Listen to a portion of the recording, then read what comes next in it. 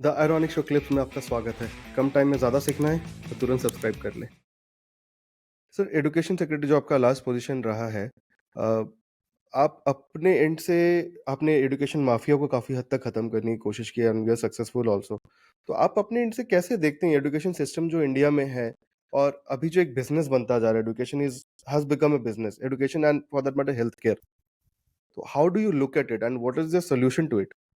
देखिए, एजुकेशन की कई समस्याएं। इनफैक्ट मैं मजाक में कहता था कि एजुकेशन का चैलेंज कोल से ज्यादा बड़ा था इन ए वे, हुँ, क्योंकि कोल में जो माफिया थे वो ऊपर थे, माइनिंग नीचे थी।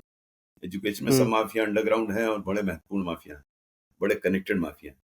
और काफी ये माफिया ओके, टीचर्स से रिलेटेड है, क्योंकि मेरा ये मानना था एजुकेशन में कि अगर टीचर्स की व्यवस्था सुधर जाएगी तो देश की हुँ, एजुकेशन ठीक हो जाएगी, और अगर वो व्यवस्था नहीं सुधरेगी तो जो हम कुछ कर लें एजुकेशन नहीं सुधरेगी यहाँ। हुँ, तो सबसे बड़ा चैलेंज एजुकेशन में टीचर्स था। इसी के संदर्भ में मैंने कुछ इनिशिएटिव लिए अपने टीम के साथ।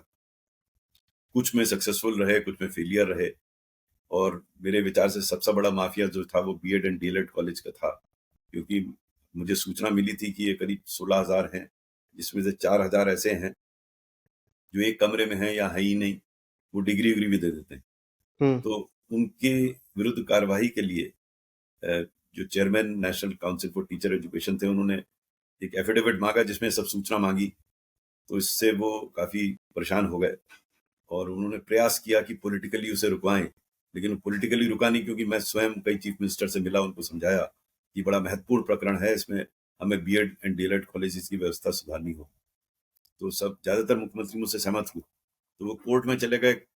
17 कोर्ट में उन्होंने केस फाइल किया, 3 कोर्ट्स ने स्टे ऑर्डर दे दिया। और उसके बाद फिर जो प्रकरण बना उसमें जो chairman national council of teacher education पर इतना दबाव पड़ा, उनसे कहा गया आप रिजाइन कीजिए। कोर्ट्स ने कहा इनको कैसे हटाया जा सकता है, फिर उन्होंने रिजाइन कर दिया इससे। तो मेरा बड़ा फेलियर था वो, क्योंकि वो व्यवस्था हम सुधार नहीं पाए। लेकिन अच्छी खबर यह है कि नेशनल एजुकेशन पॉलिसी में उस व्यवस्था को ठीक करने का प्रयास किया गया है। तो मुझे आशा है कि व्यवस्था ठीक हो जाएगी। इस प्रकार की कई सारी समस्याएं थी। जैसे स्कूल फी की एक समस्या होती थी, कई स्कूल जो है हुँ, स्कूल फी बढ़ा लेते थे अपने हिसाब से।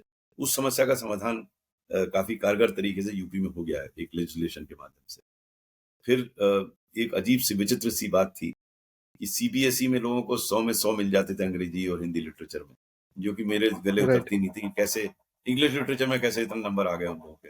वो भी प्रयास किया लेकिन उसमें सफल नहीं रहा, क्योंकि उसमें भी कोर्ट आ गया, उन्होंने स्टे कर दिया। तो कई जगह समस्या हर प्रकार की होती है। देखिए, आइडिया हर के पास होता है, जैसा मैंने अपनी पुस्तक में भी लिखा है कि हर आइडिया को क्रियान्वित करने के लिए, इम्प्लीमेंट करने के लिए, सस्टेन करने के लिए थोड़ी समस्याएं आती हैं। तो idea has right. To be politically acceptable, socially desirable, technologically feasible, financially viable, administratively doable, judicially tenable, emotionally relatable, environmentally sustainable. तो कई सारी फैक्टर्स हैं जो कि डिटरमिन करते हैं कि कोई काम या कोई आइडिया आपके दिमाग में आ रहा है, उसको इम्प्लीमेंट करें। तो कई रोड़े आते हैं उसमें, कई हुए बहुत सारी चीजें, बहुत सारी चीजें नहीं। अगर आपको ये क्लिप अच्छा लगा तो इस चैनल के बाकी क्लिप्स को भी ज़रूर देखें और सीखते रहें।